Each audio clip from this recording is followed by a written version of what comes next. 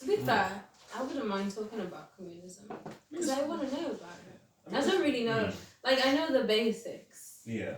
It sounds nice on the surface, but it's not in practice. Yeah. And I always thought though that it sounds a bit like, the Last Supper with the Jesus and that. Yeah. And, sharing, I don't know, like the principle is like sharing your resources with everybody, you know? I don't know, it just sounds like, but I guess I don't really understand communism. I guess that's what I mean to say. I mean, it's sort of, it's just very idealistic, too idealistic, where in the perfect world, communism would probably be the best way of handling economics, but since we don't live in a perfect world, it's full of sin, it's full of greed, it's full of just pride and hatred. There's a reason it never works out every time it's established. I mean, there's that practical line of reasoning why it's not like a actual good system to use. But I think the point that the church largely teaches on regarding it is that with communism, like it kind of disregards the individual dignity of a person, because it's like you don't own anything yourself.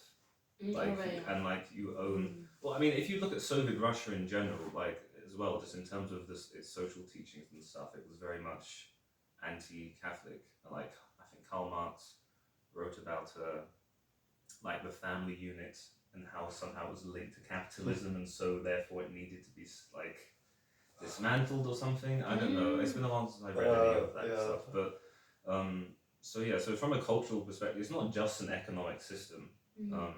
It's very much a cultural thing. Well, it is innately just anti-Catholic, like first of all the notion that it strips away individual dignity, but communism itself is also Marxism, but it's linked with atheism, because that is kind of like a byproduct of it, because religion is like a unifying factor for nations. And for communism, that religion becomes the state. Yeah, the government. Most of the time. I mean, we were going on about families before, I just thought about it a bit now. But on the whole topic of family units, communism is very much a system that would strip away family units in the West and most of Europe, because in the West, the family unit is the nuclear family, or it's in the traditional sense. Yeah. And a big aspect of that is the whole, you grow up with your parents, then as you age, you find a partner, and you start your own family. If you look at all the countries that did implement communism, a lot of them don't have that family structure. They have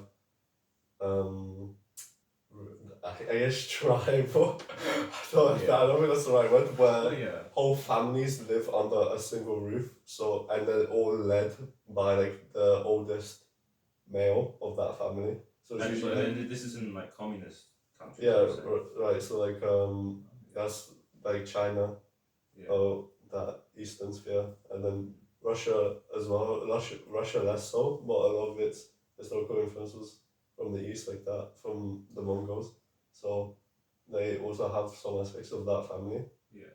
And it, like, there's a reason why it all appears in those family structures, because people were just grown up to understand that there is like a head state in terms of like strong male old figure in the family.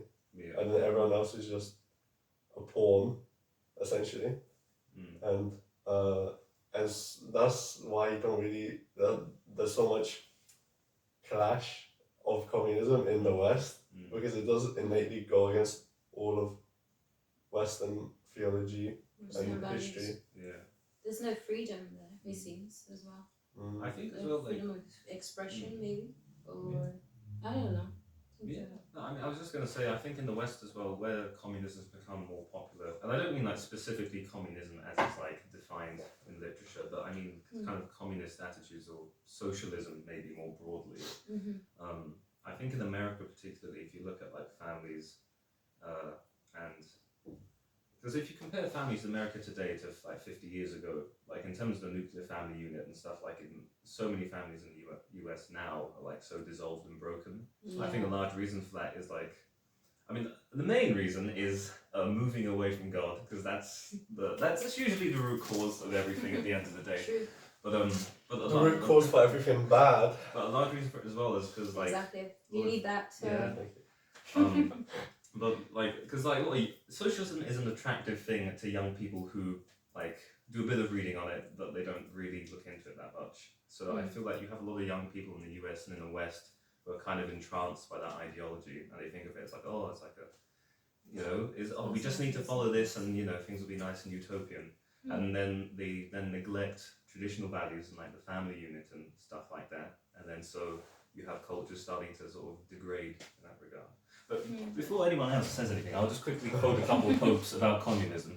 So Pope Pius XI, in as early as 1846, pronounced the solemn condemnation which he confirmed in the words of the syllabus directed against that infamous doctrine of so-called communism, which is absolutely contrary to the natural law itself, and if once adopted would utterly destroy the rights, property, and possessions of all men and even society itself.